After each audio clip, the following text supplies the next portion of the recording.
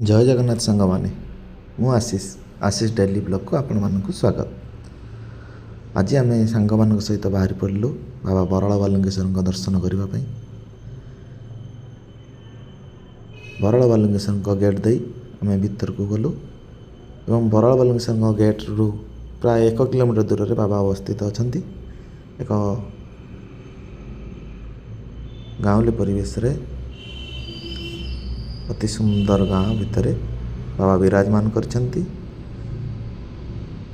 आमे एबे पहुँची गल बाबा बराल बालुंगेश्वर मंदिर पाखरे। बाबा बराल बालुंगेश्वर मंदिर सम्मुख गाड़ी रखी आमे चलू बाबा को दर्शन करने। बहुत लोकंकर जनगहली सेठी थिला। बहुत मानसिकधारी निजर मानसिक पूर्ण करने बाबा पाखक आसीथिले। आमे मध्य मनर किसी आशा रखी बाबा को दर्शन करने आसीथिलु। एक सुंदर मंदिर गाँ परिवेश भितर अति उच्च कोटीर थिला।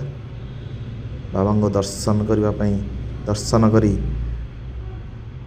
मंदिर चारिपाखरे बुलिलु एवं एठी बहुत मानसिकधारी निजर मानसिक पूर्ण करने बाबा पाखरे पूजा करुथिले।